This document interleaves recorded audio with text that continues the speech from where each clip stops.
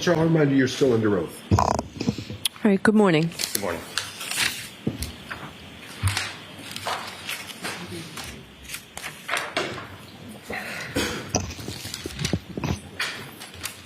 All right, Mr. Jackson, whenever you're ready. Thank you, Your Honor. Dr. Wolfe, thank you for joining us again this morning. I'd like to draw your attention to a picture.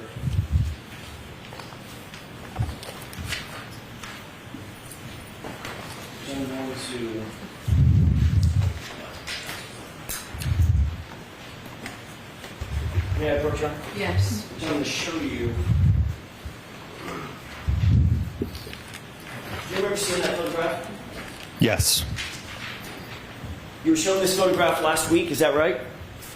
Correct. By Mr. Brennan, correct? Correct. Do you recognize the photo as the same photo that you were shown last week? Yes. Under questioning by Mr. Brennan? Yes. And what does that appear to be a photo of, just generally? It appears to be a photo from the test dummy from the 29-mile-per-hour impact test. And does that appear to be a true and accurate photograph of the condition of the dummy following that 29-mile-an-hour crash test? Yes. With the court's permission, I'd like to enter this as next in order, please. If you could hand that to the floor corner.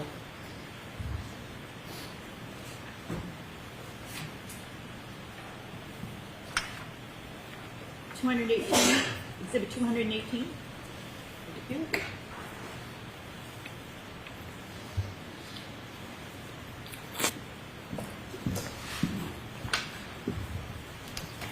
Permission to present that, Your Honor? Yes. Is this the photograph? Yes.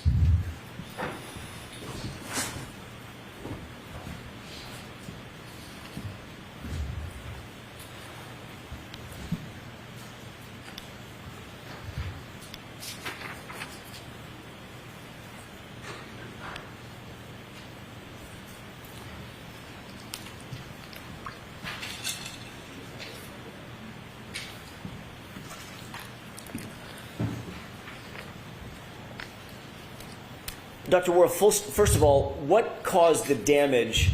Well, let's start with the most basics. Which arm is this, left or right? This is the left arm. What position was, you called this dummy Rescue Randy, is that right? Correct, What yes. position generally was Rescue Randy in upon impact during this test? He was oriented such that the right side of his body and his right arm would be contacted by the vehicle. What caused the defects in the and the damage to the sweatshirt as we see it here? That was due to the interaction from the Rescue Randy sliding on the pavement surface to his position of final rest. Is that sometimes called road rash? Yes. Did you see any road rash in any other place on Rescue Randy in this photograph? Doesn't appear so in this photograph, no. Can we highlight the face? What about there? Sorry, I thought you were talking specific to the clothing. Yes, as I mentioned on Friday, there were signs of road rash to the body of the dummy itself, on the face and on the torso and arms. Can we zoom in on the sleeve a little bit? Do you see any staining on the sleeve as well as the defects, the holes and the tears? Yes. What is that staining from? Again, just from that sliding contact with the pavement, so it's just likely debris and kind of a film from the pavement surface being deposited onto the material. With regard to John O'Keefe's sweatshirt that you reviewed photographs of, did you see any other defects other than the right arm and the fact that it was cut off of him medically? No.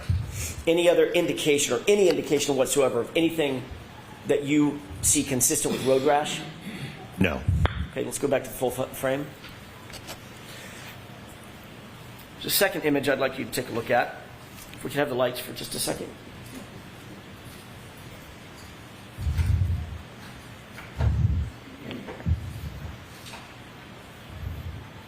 Do you recognize what's depicted in that photograph? Yes. How do you recognize it? It is the backside of the test dummy from the 29-mile-per-hour full-on impact test. Which arm is featured in that photograph? That would be the right arm. Move that into evidence as next in order, Your Honor, with the court's permission. Okay. Exhibit 219. Permission to display. Yes.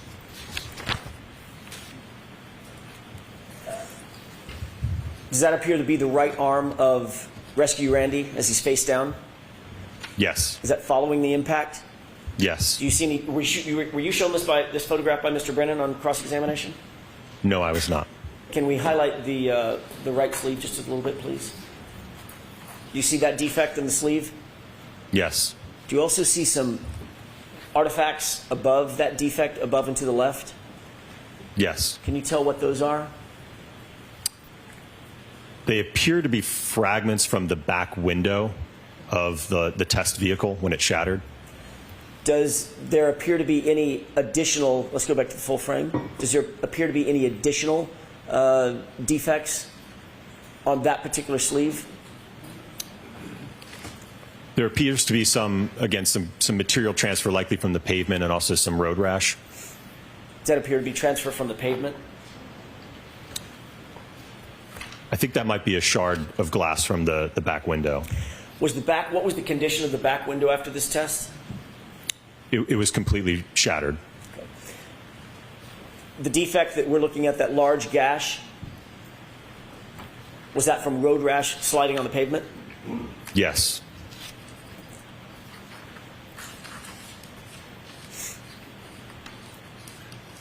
If we can go back to the full frame, please.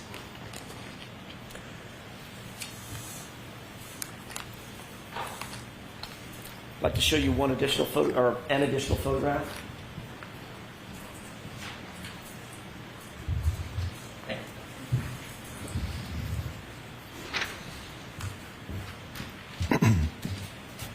Do you recognize what's depicted in that photograph? Yes. What is it? It is the front side of the test dummy from the 29-mile-per-hour full-on impact test. Does that appear to be a true and accurate depiction of the condition of Rescue Randy in that sweatshirt after that 29-mile-an-hour impact? Yes. Move for the admission of that photograph, Your Honor, is next in order. Okay. Exhibit 220.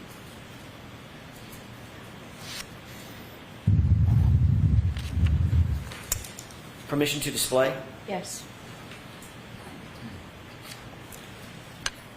Can you describe what we're looking at in this photograph? This is mainly showing the upper body of the test dummy from the 29-mile-an-hour impact test, showing the road rash to the front side of the body. Were you shown this photograph on cross-examination? No. What caused the holes in the bodice of the shirt? In other words, the part that covers the chest and the torso. After the impact, the dummy was projected and sliding on the pavement surface. So, again, this is consistent with the front side of the body sliding, making sliding contact with the pavement, creating those abrasions and holes, and again, that asphalt material transfer that you see on the front. Can you go back to the full frame, please? Do you see additional road rash? Take a look at his right arm. You see additional road rash on Rescue Randy? Yes. On both the fabric and the arm itself? Correct. Go back to full frame. And can you see his face as well in this photograph? Yes. Are those the chin and nose defects that you saw? Yes. Are the defects in the shirt that you see here consistent with the condition of the shirt of John O'Keefe as you saw it in the photographs? It is inconsistent.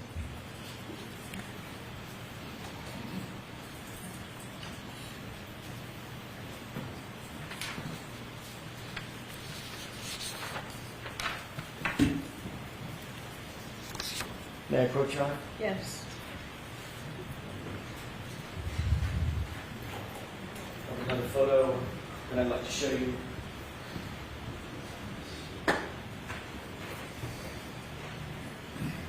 Do you recognize what's depicted in that photograph? Yes. What is that? We can take this down. It is the rest position of the test dummy after the 29-mile-per-hour impact test. Were you shown this on Friday? No. Is that a true and accurate depiction of the condition of Rescue Randy just from a different angle after that 29-mile-an-hour impact? Yes. Move for the admission of that photograph. Okay. Exhibit 221. Permission to display that photograph, Your Honor? Yes. Is this an overview of the entire body of Rescue Randy after that impact? Yes. Take a look at his torso, the exposed portion of his torso. Do you see road rash on his exposed torso? Yes. Do you also see that the road rash that you earlier described on the bodice of the shirt, the front of the shirt? Yes. And what about, let's go back to the full frame. Is there also road rash on his jeans? Yes. If we could go back to full frame. Have you ever heard a phrase, knocked out of your shoes? Yes. Where are the dummy shoes? They're still on his feet. And this is at an impact of 29 miles per hour, correct? Watch the form of the question. Mr. Sure. Jackson. What was the, tell us one more time, what was the speed of this impact? This was a full-on 29-mile-per-hour impact. We can take that down.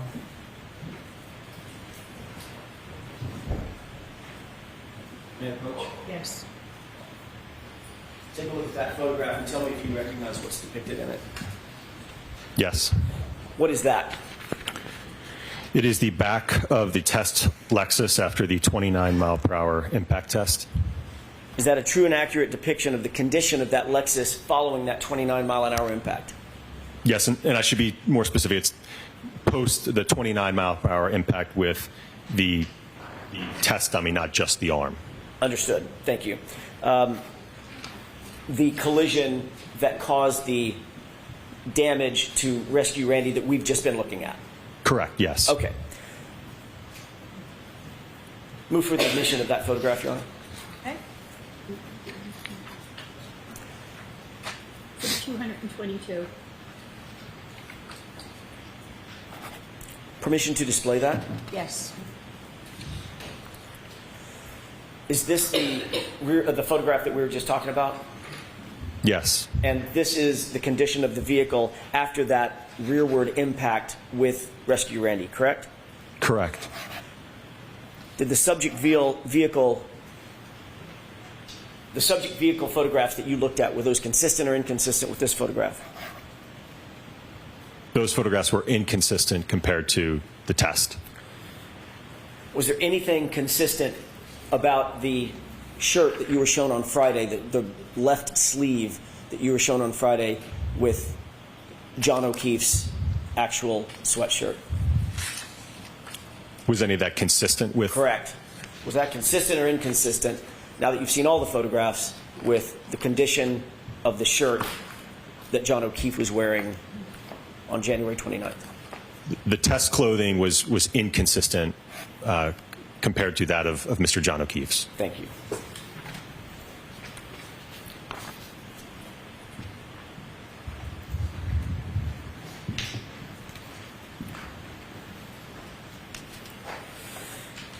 You were asked on cross-examination several times about the weight of the Hybrid 3 arm. Do you recall that series of questions?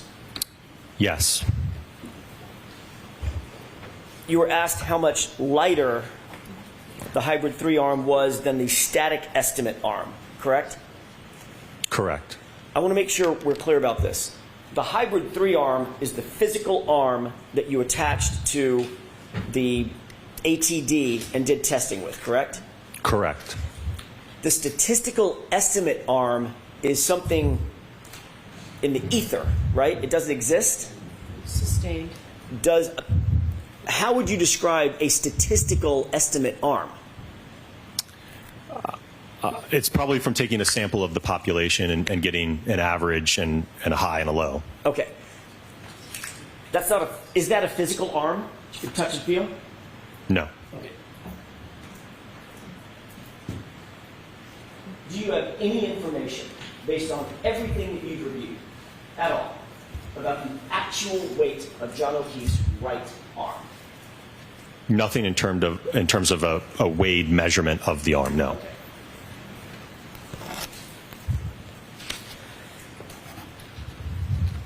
What was the percentage that Mr. Brennan gave you in terms of how much lighter the hybrid 3 arm was than the statistical estimate arm that he gave you? From what I recall, I think the percentage was 26%. Did you calculate that yourself, or did you take Mr. Brennan's word for it? I believe I took his word for it.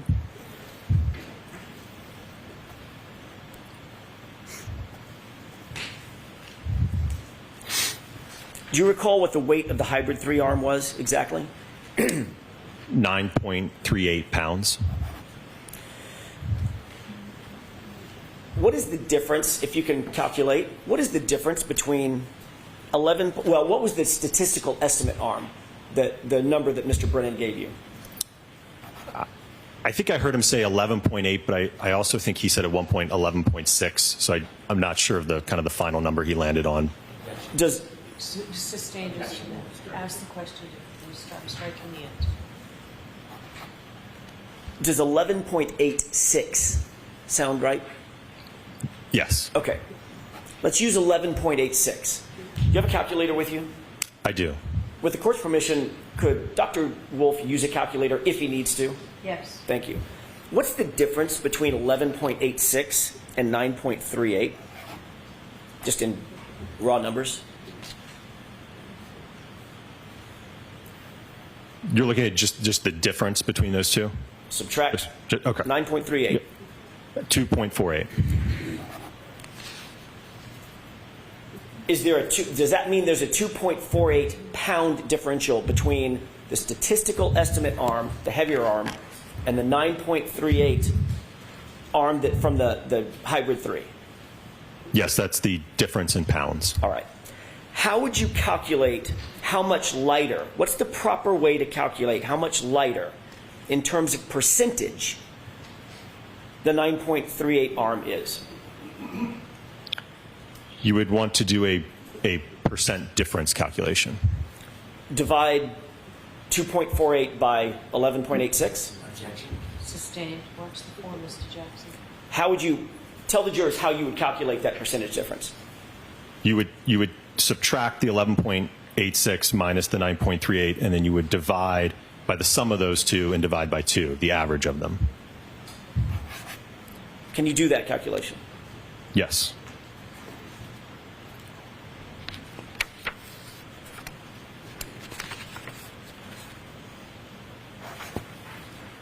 Okay. And what's the number? 23%. Not 26%? Sustained. Is 23% smaller or no, or larger than 26%? Sustained. Let's move on from that, Mr. Jackson.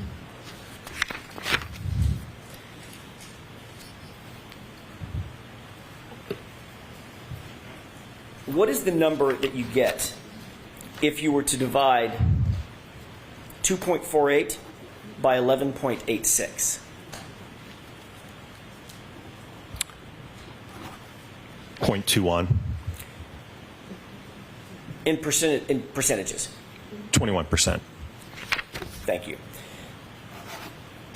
Was the hybrid 3 arm 21% lighter by that calculation than the 11.86 estimate arm? Yes.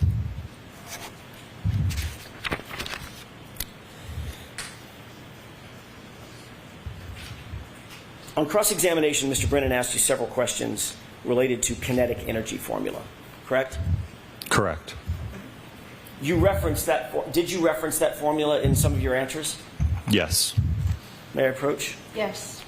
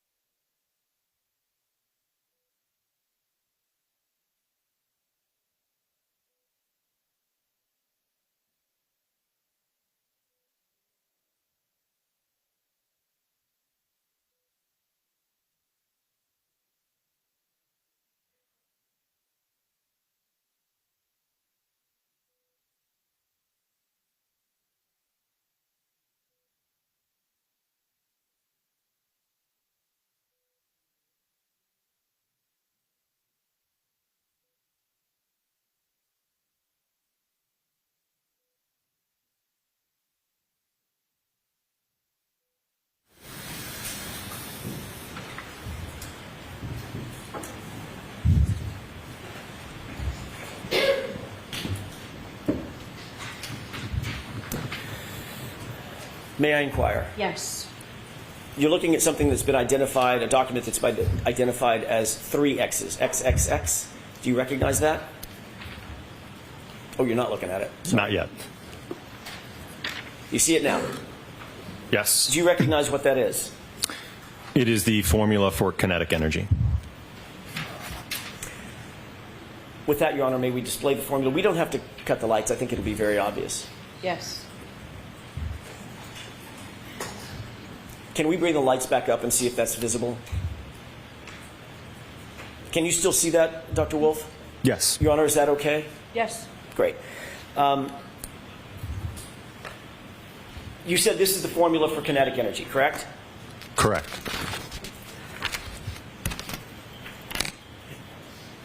You were asked a series of questions about whether the weight differential in the hybrid 3-arm would make a significant or material difference in your testing as it pertains to the velocity of the vehicle that you were testing. You remember those questions? So watch the formula. Ask a different question. Just foundationally, were you asked about weight differential of the hybrid 3-arm? Yes. Were you also asked about whether it would make a material difference to the testing if you didn't adjust for the velocity? Sustained. What were you asked in terms of, what was the question that was posed to you about the weight of the hybrid 3-arm versus the velocity of the testing? That there would somehow be an influence on, I think, wanting to make a reduction to the velocity of the vehicle. Does that make mathematical sense to you? Sustained is to that point. Would that have a material difference? With the weight of the arm at 2.48 pounds, would that have a material difference in the testing that you undertook? No. Why is that? Well, to start, that's one of the reasons why we went above and beyond the 24 miles per hour to impart significantly more kinetic energy to the arm. So if you look at that equation, it's a quadratic equation because you're squaring the velocity. So if you double the velocity, you quadruple the amount of kinetic energy. So you get a significant increase in small changes in speed because of that speed differential. Did you do a test with just the hybrid arm contacting the taillight at 24 miles per hour? Yes. Did you also do a test with that hybrid 3-arm contacting the vehicle at 29 miles per hour? Yes. I'd like to talk about those two tests. Okay?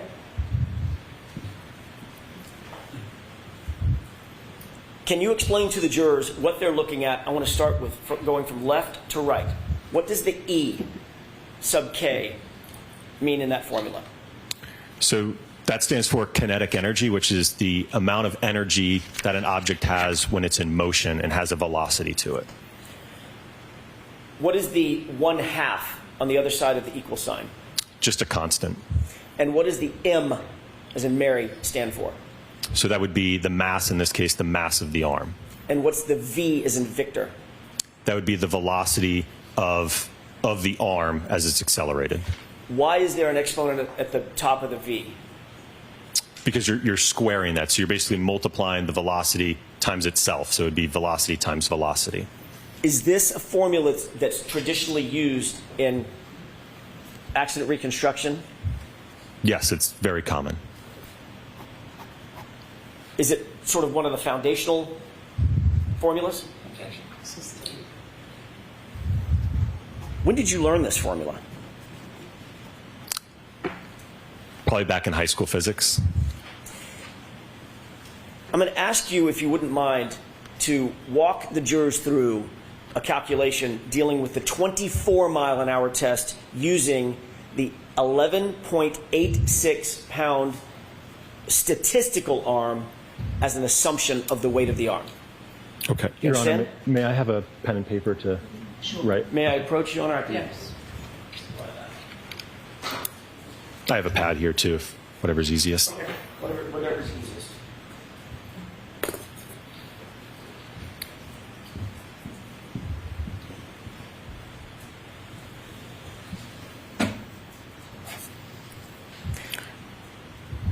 if you assume the mass of 11.86, that's the statistical arm weight, and you assume the v for velocity is 24 in miles per hour. I don't care about the units, doctor. Just assume 11.86 and 24. Can you calculate this quadratic equation? Yes. What do you get? I want to do it step by step. What's the result of squaring 24? So again, you're not concerned about the units. I do not want to talk about units. Just okay. If you mention the word joules, my head will explode. That's I didn't know if you wanted Newton meters, foot pounds. Okay. Stop it. So Immediately. just 24 squared. Correct. Is 576. Do you always, in this calculation, do you always use the exponent first? Do you always do the square first? Sustain. What's the first thing that you do in solving for this equation? You would want to square the velocity, but it's ultimately all going to be multiplied. But yes, you would square the velocity, multiply by itself. What's the next step after you get 576? Again, assuming we're not concerned about units, you would multiply by the 11.86. Can you do that for me and tell me the answer?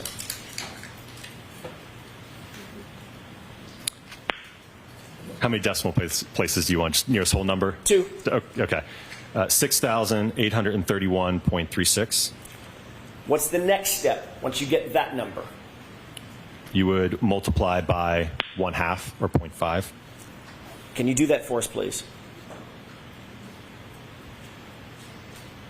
That'd be 3,415.68. What does that represent in terms of the energy into the taillight? I realize that we're not dealing with the proper units, but does that represent anything as it relates to the energy that's imparted on the taillight? That would be the energy to the arm. Okay. That's being transferred. Understood. 3,415.68. Is that right? Correct. And that was at what mile per hour? 24. Let's move to a different equation. Okay. Now I'd like you to presume different numbers. I don't know what the question is. Can you do the same calculation using the 9.38 pound arm that you actually used in your testing for the mass? Yes. And can you use the velocity of the actual test you did of 29 miles per hour? Okay. And same thing, not worried about units? Correct. Okay. What's the first thing you do in solving that equation? So if you square the 29 miles per hour, you will get 841. What's the next thing you do? You multiply by 9.38. What's the number? 7,888.58. And what's the next thing you do in the equation? You multiply by 1/2 or 0.5. And what's that final number? 3,944.29. That would be the number or the amount of energy imparted on the arm at 29. Is that right? 29 miles per hour? So ask it differently. Sure. What is that 3,944.29 number? What does that mean in terms of the kinetic energy? That would be the kinetic energy that the arm has if it were moving at 29 miles per hour and weighed 9.38 pounds. One final calculation. What is the percentage difference between 39, 44, 29 and the other test that we just did, or the other calculation, 34, 15, 68?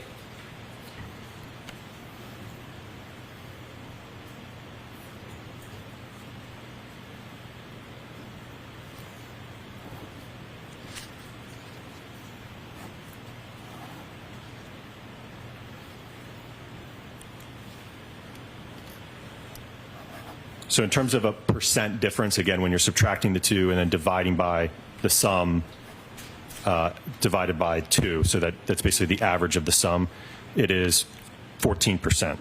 1% difference.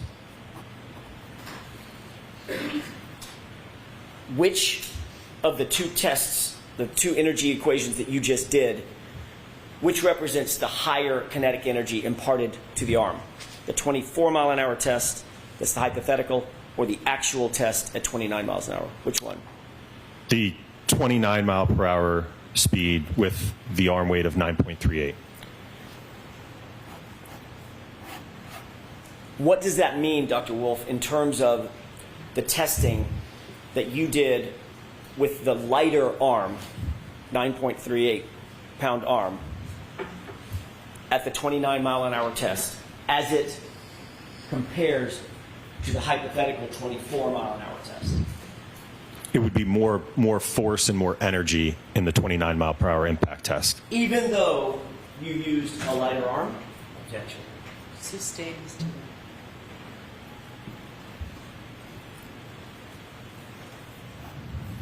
And what was your opinion and conclusion as it pertained to the subject taillight using the 29-mile-an-hour test? What was your opinion and conclusion as it pertains to the subject taillight? Was that consistent or inconsistent with the damage that you saw on the 29-mile-an-hour test? It was inconsistent.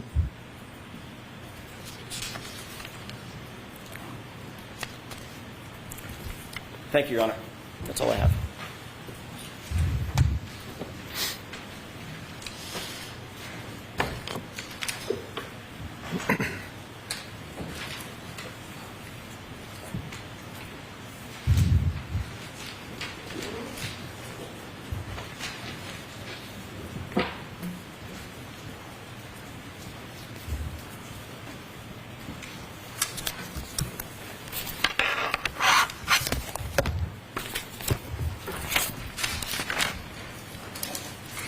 May I, Your Honor? Yes. Good morning, Doctor. Good morning. Doctor, did you have a chance to speak to anybody from the defense this weekend? Not over the weekend, no. After you left here Friday? On Friday, I let them know that I was returning. Conversation before you came in today? No. Now, when we asked you about weight last week, you did not go into any calculations about the difference between the standard arm, 11.86, and the 9.38, did you? I don't believe we did, no. In fact, when you testified last week, at the end of the day, you were asked questions by Attorney Jackson about the weight of that arm, correct? The weight of that arm, correct?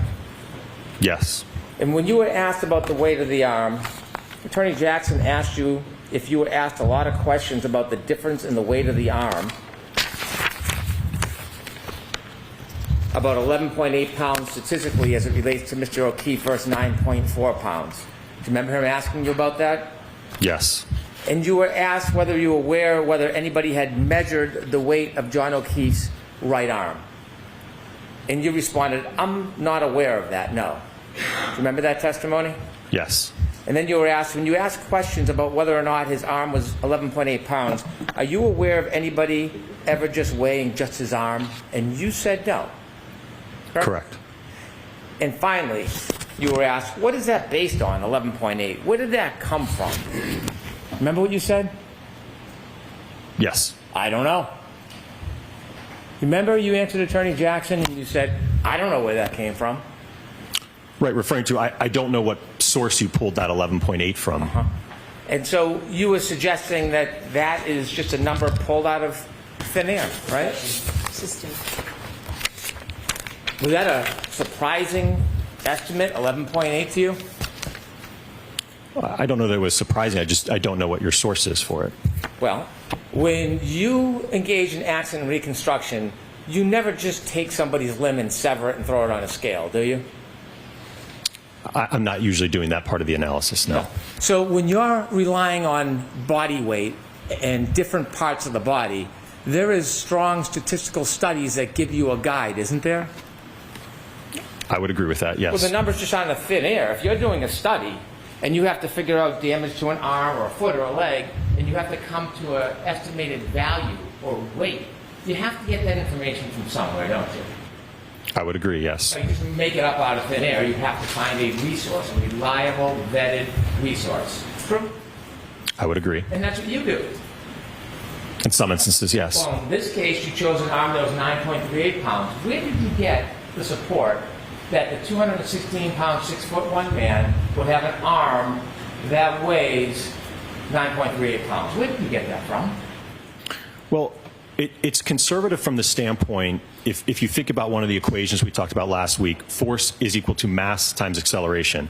So if we take the acceleration data from our test and we multiply it by a lighter mass, the 9.38 pounds, it's less force to the arm. So now if you want to increase the mass of the arm, you're now talking about a greater net force to the arm. So it's conservative from a force perspective.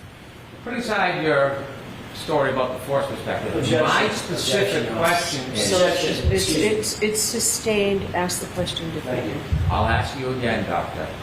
Tell us where you got the 9.38 pound value from when considering a 6'1", 216 pound man. Where did you get that from so you could be statistically accurate? It is the mass of the hybrid 3-arm. We saw the photograph that depicted the weight. Again, how you account for that when you're doing the force calculations is you would utilize the acceleration data that we measured, and then you would apply a different mass, in this case, a heavier arm. And I will note, it's the same thing that Dr. Welcher did in his drop test with the hybrid 3 head.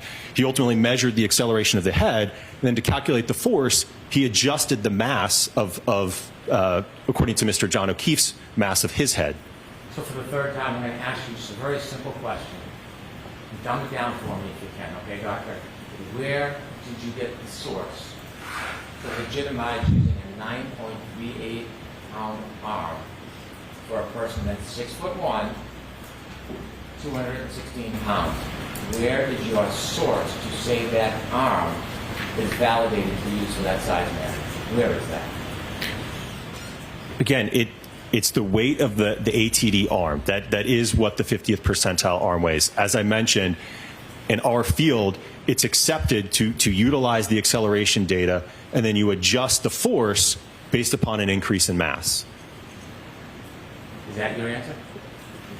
Yes. Mr. O'Keefe's body weight and size does not put him in the 50th percentile like the 9.38 arm. He's closer to the 95 percentile. Isn't that fair to say? Correct. And there is, in fact, a 95 percentile crash test dummy, isn't there? There is, yes. Yeah. You chose the 50 percentile, which is shorter, yes? Correct. Weighs less, yes? Correct. And the arm weighs less. True? Correct. The truth is, you have absolutely no study, no paper, no article that supports using a 9.38 arm for a 216-pound man who's 6'1". You have not one reference or study you can offer us right now, do you?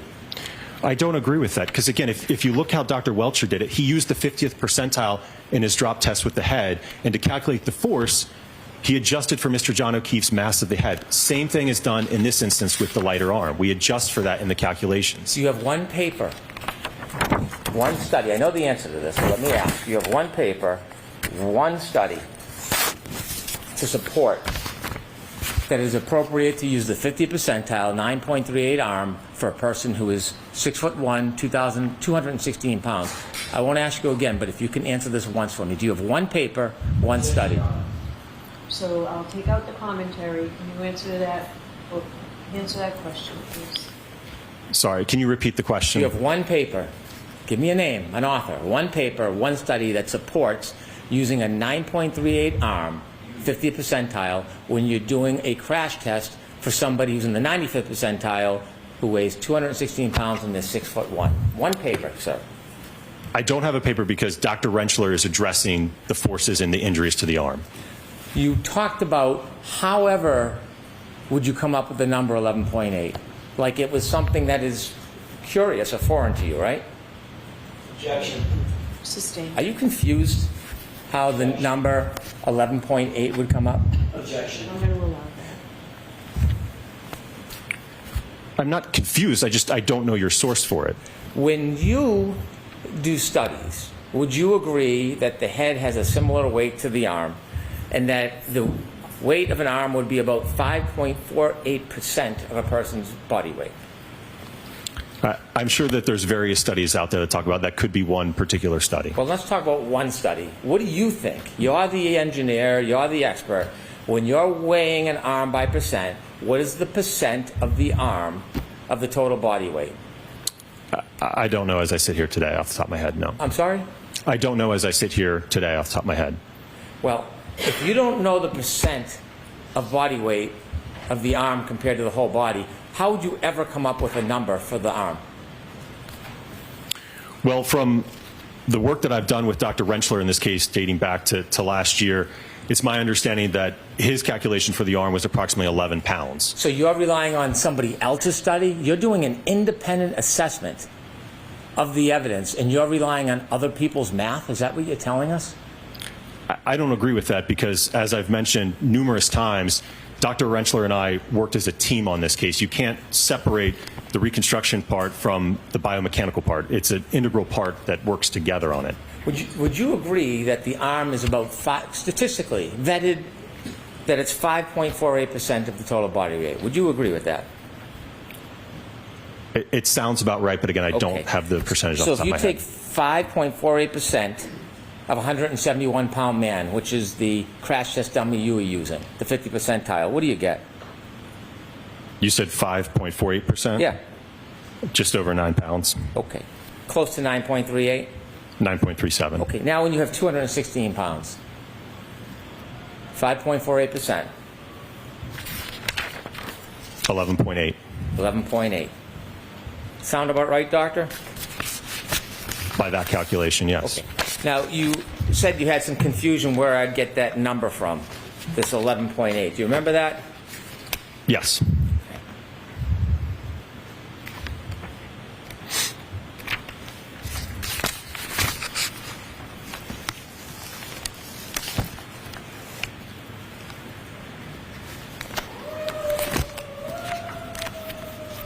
And when I threw out that number, is that the first time you heard of that number?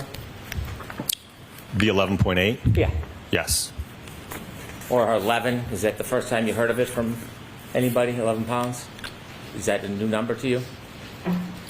I don't understand your question. Well, you're saying that when Attorney Jackson asked you where did Brennan get those numbers from, you said, I don't know. Remember that on Correct. Friday?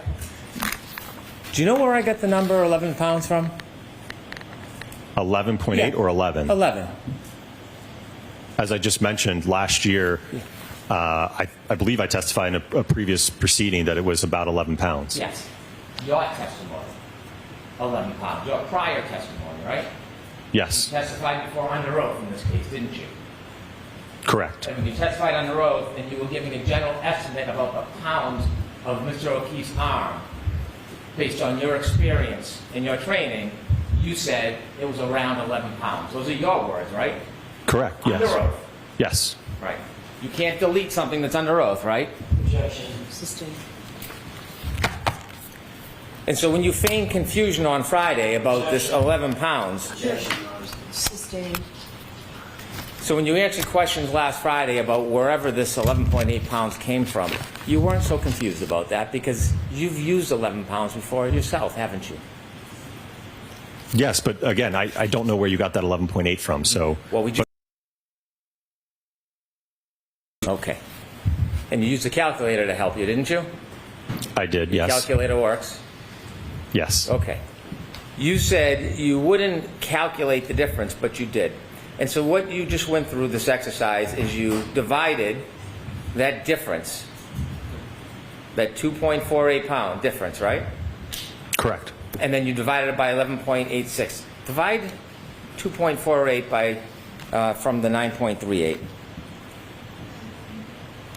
Okay. What percentage do you get? 26.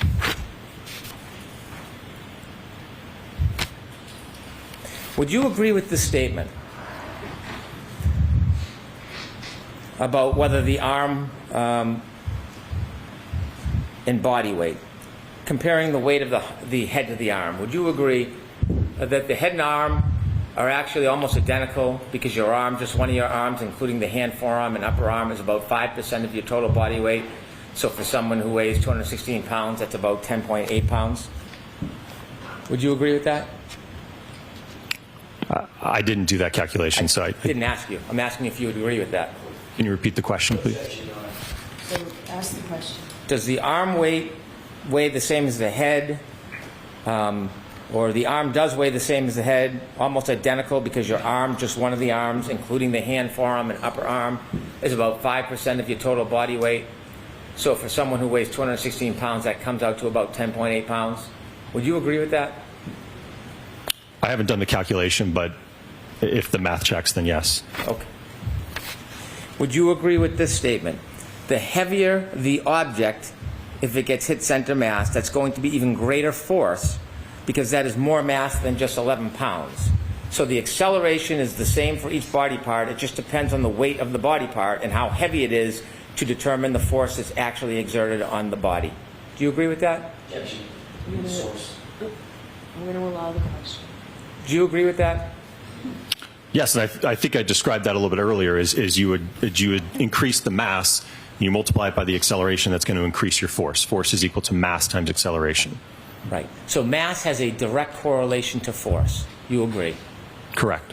So therefore, the heavier the object, if it's colliding at the same speed, will create more force than a lighter object. You'd agree with that, wouldn't you? Correct. More force on the arm. Yes. Right. So weight matters, doesn't it, sir? Yes. Force is mass times acceleration. So if the arm weighs the same as the head, you're still going to get the same force. And so inevitably, you change the mass, you change the weight, same speed, it changes the amount of force. Correct. Yes. Yeah. Okay. When you did calculations in this case, you never took the estimate of 11 pounds, although it didn't exactly calculate the 5.48. You never took that 11 pounds and determined the percentage difference between the mass in that arm and the mass in a 9.38 pound arm, did you? No, I did not. You didn't include it in any of your PowerPoints. No. You didn't explain it to the jury that there's a difference in weight matters. Again, that's something that Dr. Rentschler is going to discuss. I'm asking you because you testified, you gave opinions, you got a PowerPoint. Did you explain to the jury about the difference in force when there's a change in weight? When you did all your PowerPoint and calculations, did you break it down for them? Well, I think it was certainly stated. I mean, I know that we went over Newton's second law, force is equal to mass times acceleration, right? So if you increase that mass number, it will increase the force. When you were putting up your PowerPoints with the speeds, did you explain to us that there's a difference when you change the mass so that if you used a lighter arm, there would be a difference in force? Did you explain that to us in any of your slides? I don't know that I explicitly stated it, but again, that's why we went up to 29 miles per hour to account for that difference in weight. Were you trying to inflate the force for the speed of test so it looked like the collision had to happen at a faster speed to cause a certain amount of damage? Were you doing that intentionally? No. You didn't overstate the mass. You didn't use an arm that was 14 pounds that would have created the opposite illusion, right? You used a weight that was lighter than Mr. O'Keefe's estimated arm. Right, because again, it goes both ways. If you increase the mass of the arm, you increase the force on the arm. So there's going to be more force acting on the arm. Let's talk about your studies with Mr. O'Keefe's sweatshirt and his arm, and you gave some opinions about what you would expect for damage to his arm. When I asked you on Friday whether you had any support, any vetted journals, learned treatise, any support whatsoever about whether you should use a crash test dummy arm for these types of studies, you didn't have any support on Friday. Do you have any today that you can refer to? No. Putting aside the fact that you have absolutely no professional studies or journals to support that you should be using a rash test dummy's arm for these type of tests. Are you aware of the expert literature in this case that the opposite, you specifically should not use crash test dummies when you're trying to do this type of analysis on clothing and a person's body? Are you aware whether that exists? I'm not aware of those studies, no. As a inquisitive engineer, wouldn't you want to know if there was legitimate studies in your world, in your profession, that suggests or states that you should not be using crash test dummies to determine injury to the arm as far as lacerations? Would you want to know that? I think, again, you're getting confused between my role and Dr. Renfro. Can I finish, please? No. Objection. Okay, so No. no comment, Mr. Brennan. Answer the question, please. I wasn't addressing the lacerations or the abrasions to the arm, sir. You had photographs and you were opining that you would have expected or you would not expect there to be abrasions or cuts on that clothing in your test A and B, didn't you? There were no holes or cuts in the material, no. I understand, but you offered opinions. Didn't you offer to the jury an opinion that the abrasions on Mr. O'Keefe's arm were inconsistent with your tests in A and B? The cuts and the holes are inconsistent. Sir, when you're assessing cuts and holes on clothing, you need to make sure the predicate as a basis that you're using the right properties, right? I would agree with that. Right. And so if there was literature directing that you should not use a crash test dummy to assess injury on an arm, would you follow that instruction or would you do it anyways? Again, you keep saying injury to the arm. I was looking at what happens to the material when it makes contact with the taillight. A crash test dummy's arm is harder than a human arm, isn't it? Yes. You push a human arm, it's like an indent. You can push in, can't you? Yes. And that property of pushing in, if a cloth is on it, it is easier for a cloth to tear pushing in than if it's hard. Isn't it? I don't know that I agree with that. Well, do you disagree with that? Well, the hybrid arm is a vinyl flesh, so it's not rigid. Do you disagree with what I just said? Can you repeat your question? Sure. Human arm, softer than the hybrid, yes? Yes. When you push it, you can push in, much different than the hybrid arm, which is stiffer, yes? I don't know what you mean by much different, but there will be a difference, yes. Well, is it a noticeable difference to you if you push a hybrid arm as opposed to a human arm? Yes. When you push a human arm, it indents, yes? Correct. And so if you push with cloth on, the cloth indents, yes? Correct. Which creates an easier, tear in the fabric with less force if you can push in as opposed to a hard arm. Would you agree or disagree with that? I would agree with that. So when you're replicating studies and giving opinions about a person's arm, a real person's arm, using a hybrid arm doesn't seem to be an appropriate standard, does it? I don't agree with that because, again, when the taillight breaks in the test, the arm is now moving with that taillight. So it's, again, like we talked about on Friday, you'd somehow have to have those fragments accelerating at a greater velocity to penetrate that. We're going to get to that, but I'm talking about the stiffness. Let's get back to the appropriateness of using a crash test dummy. Now conceding that a human, it pushes different than the crash test dummy, would you agree that a crash test dummy is not an appropriate tool to use when determining tears in clothing on somebody's arm? Would you agree? I don't think I would agree with that, no. When you used the crash test dummy in test A and B, that was the 5'9" dummy? Yes. When you considered tears to clothing, you bought a new sweatshirt that was similar to Mr. O'Keefe's, an extra large sweatshirt? Don't know if I recall the exact size, but I think one of them might have been extra large. And then you bought a second one that was medium. So when you used the smaller dummy, you weren't actually using Mr. O'Keefe's size of extra large. You used a medium sweatshirt, yes? Yes. Because it was a smaller dummy than the size of Mr. O'Keefe. That's why you needed a smaller sweatshirt, yes? I think it was more or less just what we could get our hands on. Well, you had an extra large and a medium. You didn't put the extra large on in tests A and B, did you? I don't recall off the top of my head what sizes were on each test. Okay, could we show a picture of A to remind Dr. Wolfe?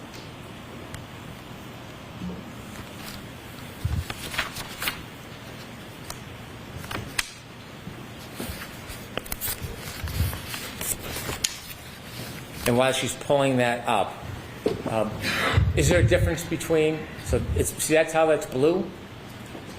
You see that's medium? Yes. So the blue ones that you use for test A and B, correct? Correct. The smaller crash test dummy than Mr. O'Keefe, the 5'9" crash test dummy, yes? Correct. And then when you used Randy and brought him into the scene, you used the extra large, the gray one.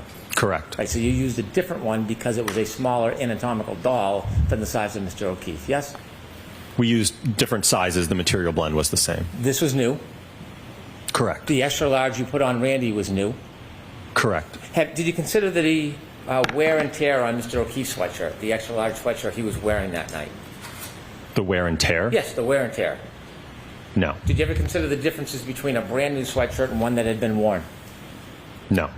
Had you ever had clothing, sweatshirt you used repeatedly, maybe put in the dryer, wears it down? Sometimes you can get holes more easily.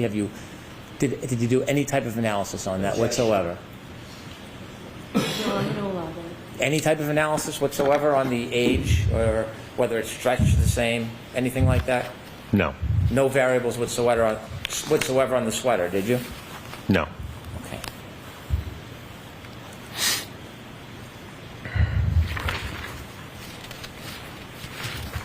Does it matter whether or not the sweatshirt is tighter or looser or how it fits the body? Is that any part of your consideration?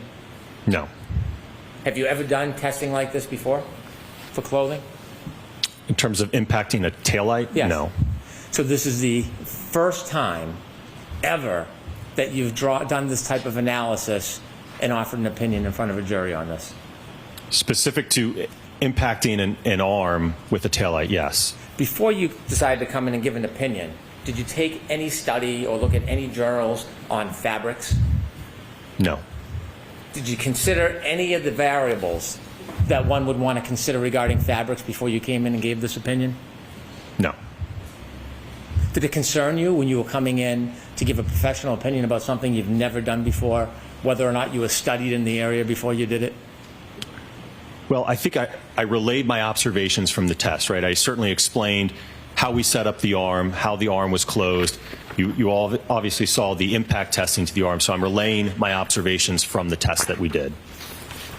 Did it concern you that you were coming in to give an opinion on something you have never done before and that you did absolutely no study on fabrics or any of other people's analysis on fabrics in cutting?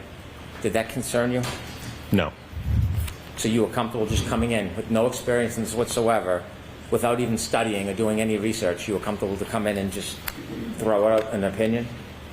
No, again, and Dr. Rentschler is going to address part of this. We worked as a team, so there's a synergy between the two of us. Well, putting aside the synergy, you're the one on the stand under oath, yep? Correct. You're the one testifying, giving opinions to this jury, yes? Yes. You're the one asking them to rely on your experience and training, true? Correct. You're the one asking them to rely on your judgment and your effort to be accurate, yes? Yes. So when you give the opinion, you have a personal responsibility to support that opinion. Putting aside Dr. Welcher or Dr. Rentschler, you have a responsibility for your opinion, don't you? I would generally agree with that, yes. Generally? Yes. Well, when wouldn't you? When would not be general? Don't you have an obligation every single time you take the stand and give an opinion to be supported, valued, vetted? Yes, every single time? and again, Dr. Rentschler is addressing those abrasions and lacerations, which certainly correspond to the material. Right. But you didn't wait for Dr. Rentschler. You offered a number of opinions to this jury. You personally, under your name, you came in and presented yourself as an expert in this subject. You, didn't you? Correct. So putting aside Dr. Rentschler, his opinions, Do you stand behind your opinions? Yes. Okay. And you do that despite the fact you've done no study, no research, haven't vetted, and have no authority whatsoever? Yes.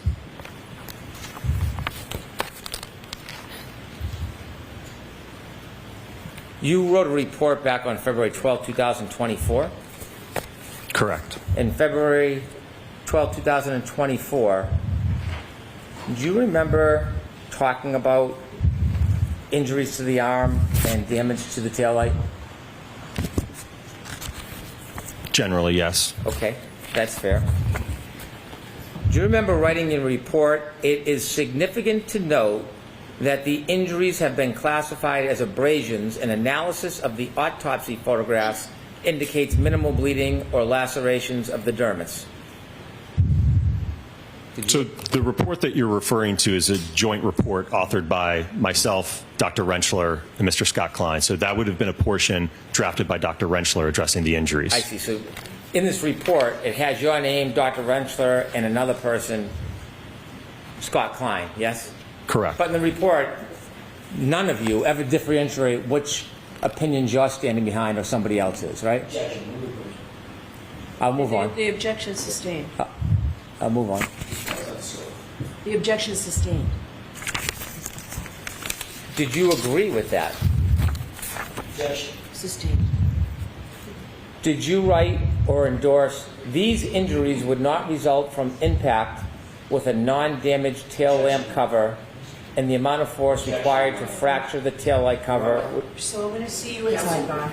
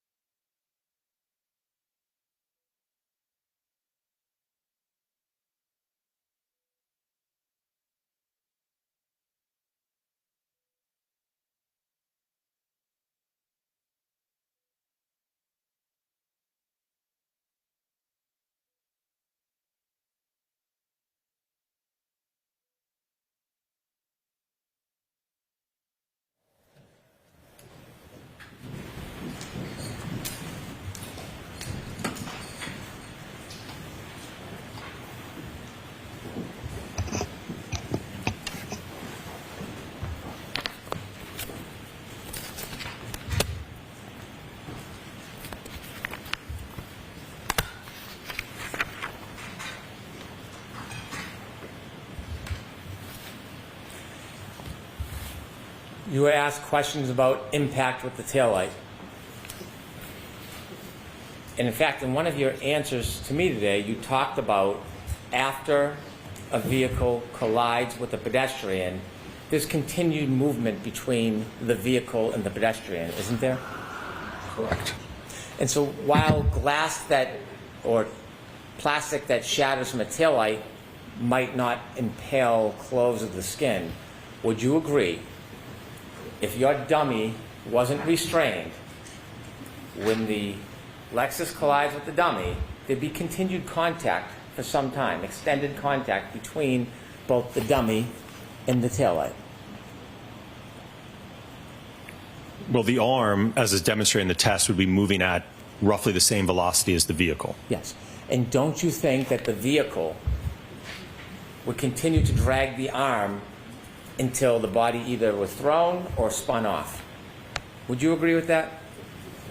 At some point, they will separate, yes. At some point, but before the at some point. What I'm asking is, at the collision, when you see all the taillights shatter, right, wouldn't the Lexus, if it continues at that speed, say 24 miles per hour, for example, it would continue to drag with that dummy's arm longer than is shown in those experiments because the dummy is restrained? Sorry, can you repeat the question? Yes. Would you agree that if a Lexus is backed up at 24 miles per hour and hits the dummy's arm and the taillight shatters, if the dummy wasn't restrained and moved regularly, it would extend the contact between that shattered taillight and the dummy's arm? Would you agree with that? It would move with the vehicle until it got pushed out of the way, just move to the side, yes. And so what you're saying is it would move with the vehicle but wouldn't touch the vehicle? Well, in the one test, if you remember, because of the restitution effects, the arm reached a speed of over what the impact speed is. So in some instances, it actually might move at a speed greater than the vehicle. Fantastic. In some instances, would it move slower and be dragged by the vehicle's broken taillight? Dragged? Yeah, I don't know so if when I say understand. drag, push. How about we use the word push? Pushed by the broken taillight. Could that happen? The arm would move with the taillight until it moves out of the way. So you're saying it would move with or faster, but never would slow down where it gets pushed by the car? It's moving with the vehicle, sir. I don't understand your question. Well, no. You said it moved with the vehicle. Sometimes it moves even faster, suggesting space between the broken taillight and the arm. That's what you're suggesting, right? Correct. So it can move with, it can move faster. Can it ever move slower and the vehicle pushes and drags against the arm? I mean, it might be able to move a few miles per hour if it doesn't have as much of a center of mass hit, but it's still going to move out of the way because it's on a joint. I understand, but before it moves out of the way, could it be pushed by that broken taillight? That's the simple question I'm asking you. Could it be pushed by the broken taillight? Just moving adjacent with the taillight, just moving along. Yes. Would you agree with this? If you have an arm struck at 25 miles per hour, significant more damage that taillight shatters, hits and moves forward into arms, parts of taillight pushed into arm as vehicle pushes forward and pushes arm out of the way. So the word push, would you agree with that general characterization that the broken taillight can, in fact, push the arm? Would you agree with that? Generally, I guess, again, it would move with the vehicle, the arm together. Not move with. I'm asking you if you would agree about pushing. Would you agree with that?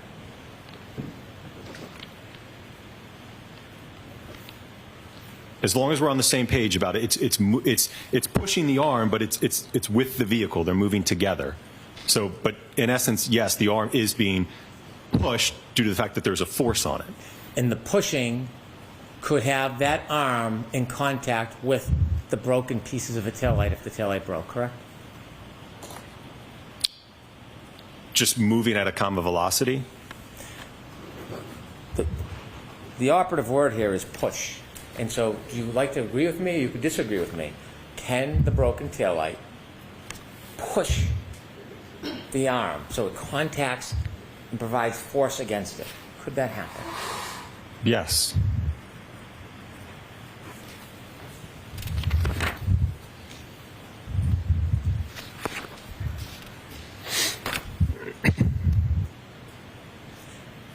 When you were showing those photographs today regarding Test F, now you used Randy in Test F, right? Correct. How tall is Randy? He's 6 feet. And he weighs 200 pounds? Correct. So still 16 pounds less than Mr. O'Keefe, yes?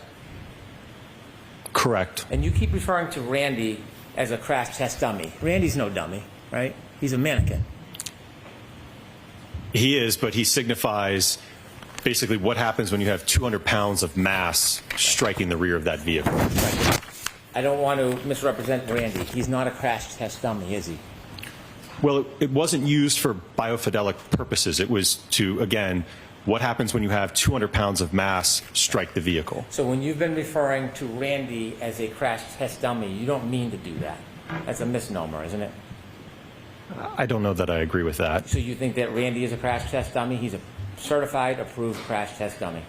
No, and I think I made it very clear that there is no instrumentation on it, right? And one of the reasons why I mentioned that is those ATD dummies are $150,000, so we're not going to risk impacting it with the Lexus and destroying that. I can understand the cost analysis for you, but I want to be clear.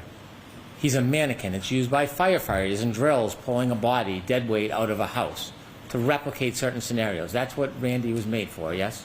He can be used for those, yes. Right. He's not a crash test dummy in the parlance of a legitimate, studied crash test dummy, is he? I don't agree with that because, again, we use that type of dummy in all different types of tests. There's an H395M PED, which most closely replicates John O'Keefe's size and body, isn't there? Correct.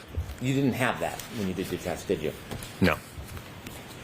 When you do crash tests, you can put a magnetic control on the crash test dummy, so upon impact, it releases and is thrown. You could do that, couldn't you?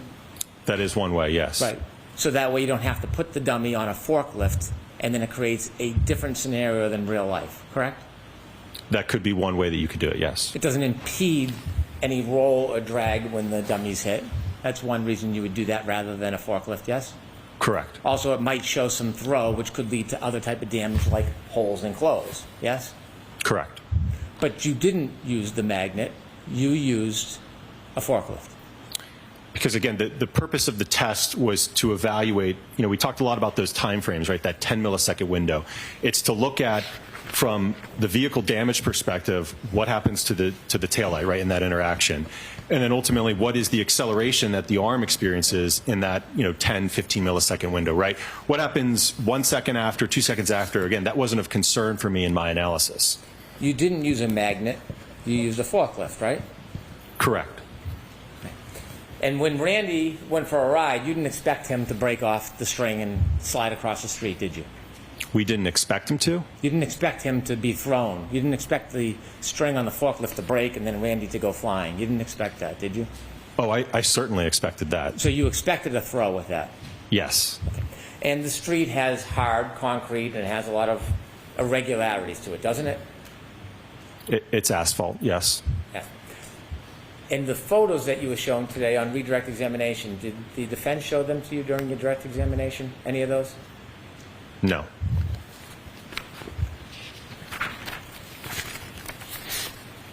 Ms. Gilman, can you pull up that last exhibit with Randy on the ground?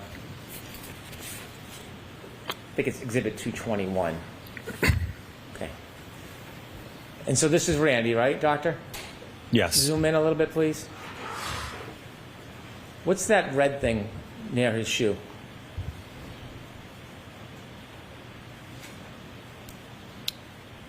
Appears to be a fragment of the taillight. Can you zoom out? Could you go back an exhibit to the one before? Could you zoom in? Did you see any taillight fragments on his body or in his clothes? I can't tell from here. Could we have the exhibit before, please?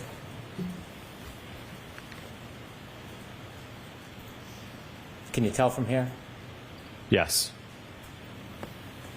In finding taillight fragments on the clothes after a collision, that's not unique, is it? Unique? No, Yeah. it's possible. Well, according to this, it's probable, yes? In this test, that did occur, yes. Could we have Exhibit 201D, please?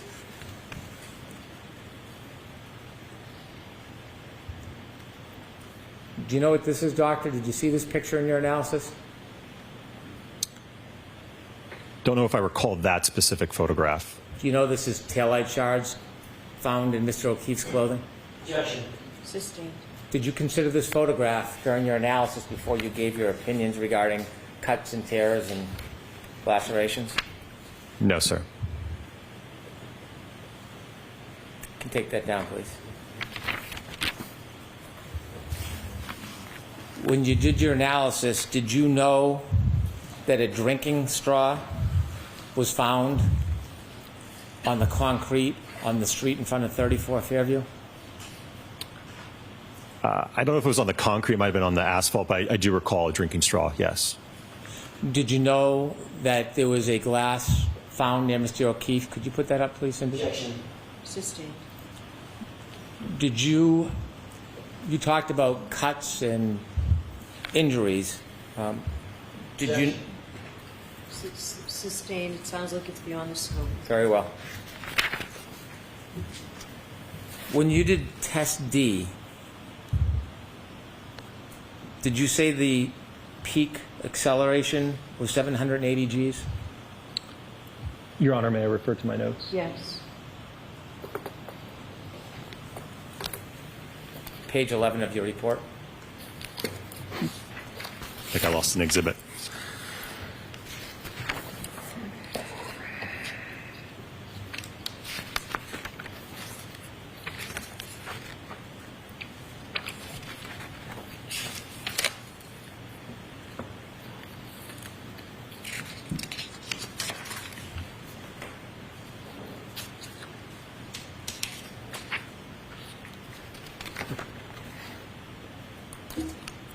Okay. Is that what you described it as? For test D, Yes.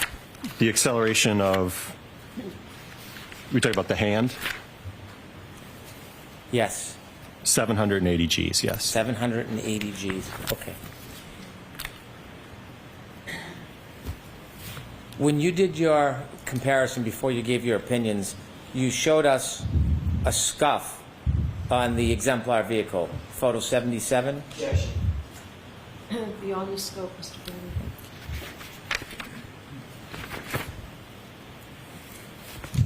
A few more questions, Dr. Wolfe. You showed us holes in Randy's sweatshirt from Test F. You remember that? Yes. And you talked about what you would or wouldn't expect in a collision as far as holes. And did you say something like that was inconsistent with Mr. O'Keefe?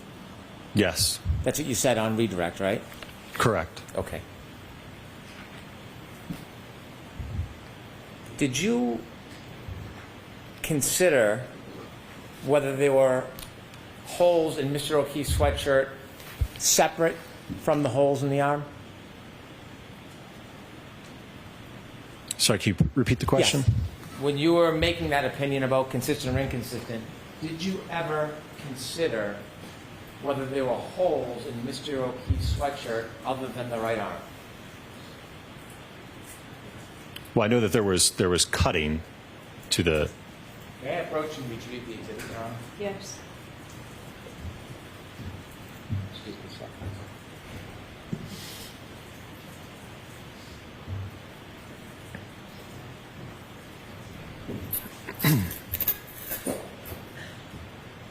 Did you ever look at the back of the sweatshirt to see if there was any holes to the back of the sweatshirt other than the right arm when you formed your opinion? I don't recall. Take a look at the back. Do you see other holes on the back of Mr. O'Keefe's sweatshirt?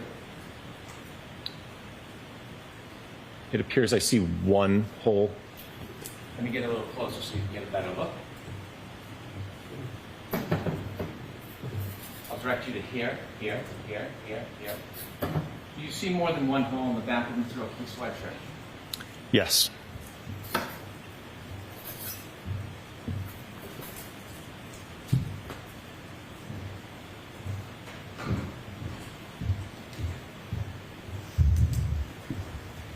When you were forming your opinions that the collision would be inconsistent to damage to Mr. O'Keefe's sweatshirt, did you consider that Mr. O'Keefe may have fallen or landed on his back? Well, in looking at those holes, they're inconsistent with road rash. And again, to get those kind of holes, you have to have prolonged sliding contact on a rough surface. Did you consider that Mr. O'Keefe may have fallen or landed on his back? Well, if you just fall and land on your back, you're not going to be sliding to get those abrasions and tearing. And again, those are not consistent with road rash. Didn't ask that question. Did you consider? Sorry, can you? Did you consider whether Mr. O'Keefe had fallen or landed on his back? No. Did you know about or consider the multiple holes on the back of his sweatshirt when you came and formulated your opinions? No.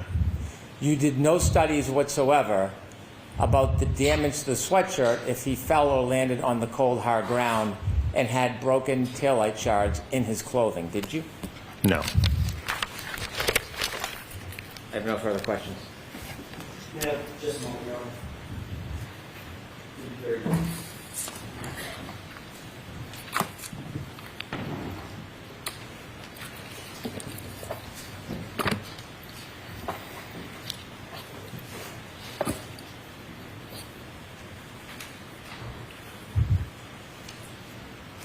If I may, Your Honor, very briefly. You were asked by Mr. Brennan, give me one name, very dramatically, of someone. Objection. The objection sustained. You were asked, give me one name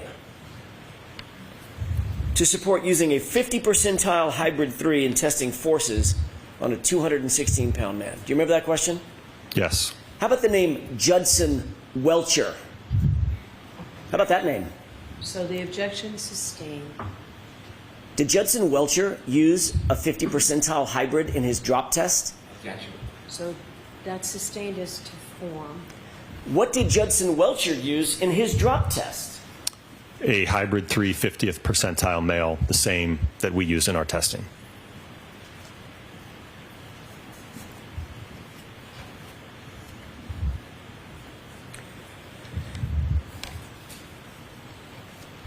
You were also asked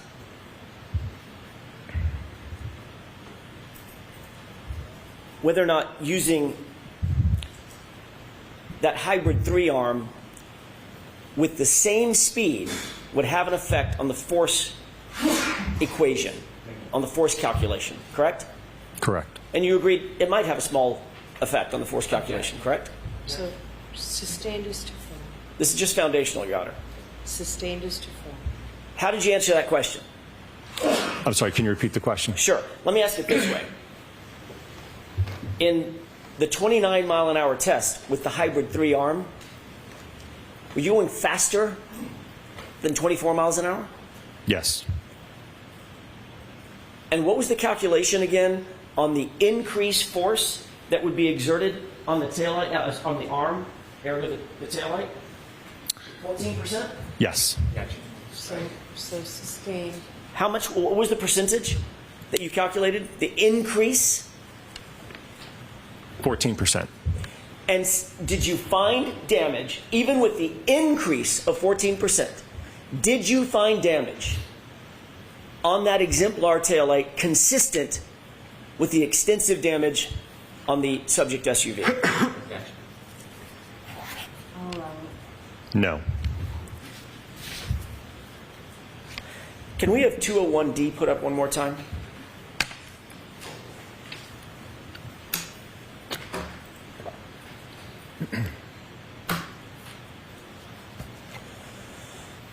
Mr. Brennan just asked you if you made note of these little red pieces, correct? Correct. Do you have any idea the size of those pieces? As you sit here. Not without a scale of some sort, no. So as you sit here, do you have any idea what the size of those pieces are? I couldn't tell you as I sit here today, no. No idea if they're a foot long? Objection. So the objection sustained.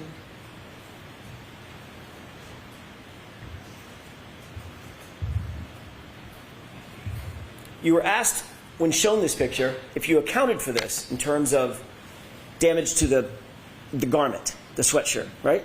Correct. What if I told you those were... Objection. So the objection's sustained. He said he doesn't know the sizes. That's the end of that, Mr. Jackson. I realize he said he doesn't know. He was That's asked questions, the Your end Honor. of that, Mr. Jackson. Do you have the, Mr. Wolfe, do you have the picture of the tin? The TIN, tin, the little round tin?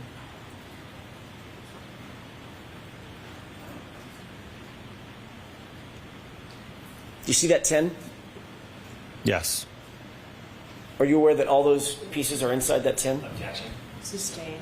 And jurors disregard that. Did you ever see this tin in your analysis? I do recall seeing, yes, in the evidence photographs of all the fragments, yes. In your experience, are very large pieces or very small pieces put in little tins about 2 inches wide? Sustained. You were asked a question about the arm being pushed by the taillight. Asked a bunch of questions about that, right? Correct. And you indicated, what did you say in terms of the contact by a vehicle pushing an arm? It's going to move with the vehicle until it separates. Okay. In your testing, how long did it take the Hybrid 3 arm to get up to speed of the vehicle in the 24-mile-an-hour test? About 10 milliseconds. I'm sorry, say that again, louder. 10 milliseconds. 10 milliseconds, correct? Correct. So when you say the arm is being pushed, it's being hit, correct? The objection sustained and it's struck.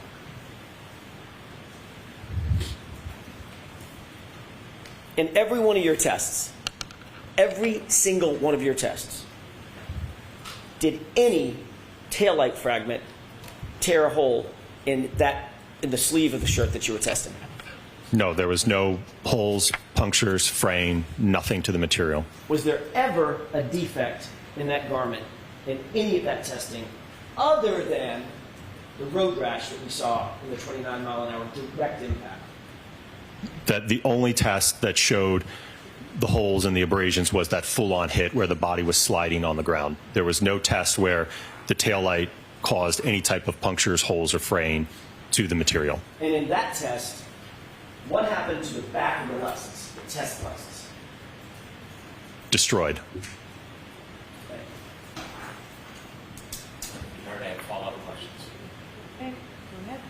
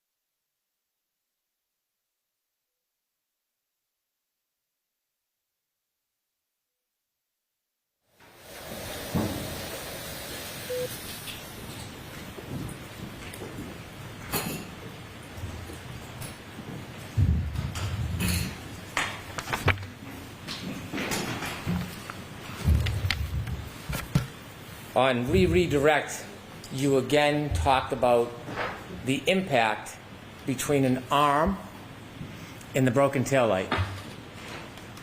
Correct, yes. And I had asked you on cross-examination or recross-examination whether that broken taillight could push the arm, which of course would create force or friction, yes? Well, once it's moving at a common velocity, I'm just not understanding your question then. If it's not a common velocity, if the broken taillight is... Ask the question. If the broken taillight is pushing the arm, which would mean the broken taillight is going at a faster speed than the arm, if it pushes the arm, the broken taillight can come in contact with the arm, can it? It's moving with the arm, sir. Okay, let me ask you this. Would you agree with this? If you have an arm that's actually struck at 25 miles per hour, you're going to have significantly greater damage, especially if there's a taillight that shatters. So if you have the taillight coming in, it's hitting the arm, it's moving forward into the arm. Do you agree with that? Objection, Your Honor, about the source. No. Dr. Rentschler, do you agree with that? Objection. So I'm going to allow it strike source. Do you agree with that? I'm sorry, can you repeat? I can. If you have an arm that's actually struck at 25 miles per hour, you're going to have significantly greater damage, specifically if there's a taillight that shatters, so you have the taillight coming in, it's hitting the arm, and it's moving forward into the arm. Would you agree with that? Objection, Your Honor. I'm going to allow it. In reference to the greater damage, are we talking about damage to the arm? Do you agree with that phrase? The best way I can characterize it is it's moving with the arm, sir. So if that actually caused fracture of the taillight, then parts of the taillight are going to be pushed into the arm and likely embedded into the arm as the vehicle continues forward and pushes the arm out of the way. Objection. Do you agree with that? I'm going to allow it. No, you need to approach. I need to approach.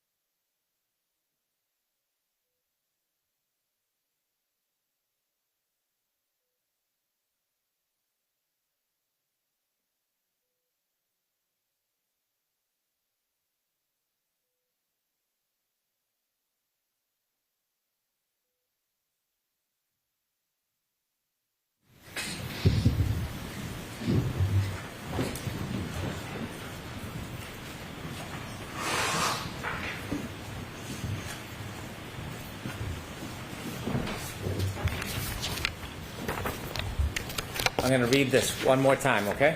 Okay. Would you agree?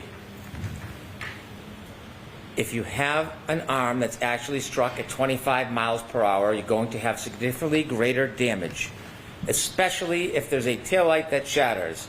So you have the taillight coming in, it's hitting the arm, and it's moving forward into the arm.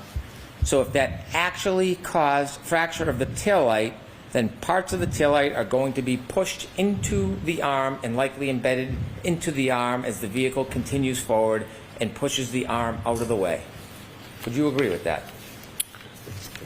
Again, my area of expertise is not injuries to the arm, so whether or not those fragments would be embedded or cause any type of damage to the arm, no. But what I would say is that I would agree with the taillight being pushed into the arm. It's going to cause the taillight to fracture, and then the arm will move with the taillight. When you do a demonstration, isn't this exactly what you see? Could you play E again for me? Isn't this exactly what you see?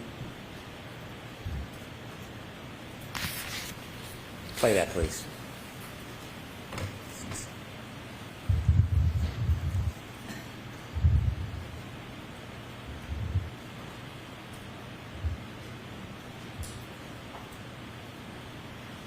And now, stop, please. If Randy is not restrained by a forklift, he is going to move with the car, correct? Well, if it's just the arm, his arm's going to get accelerated and move, and then his body will be there still. And that broken taillight, if Randy is not restrained on a forklift, is going to be pushed, like this says, by the arm, by the broken taillight, isn't it?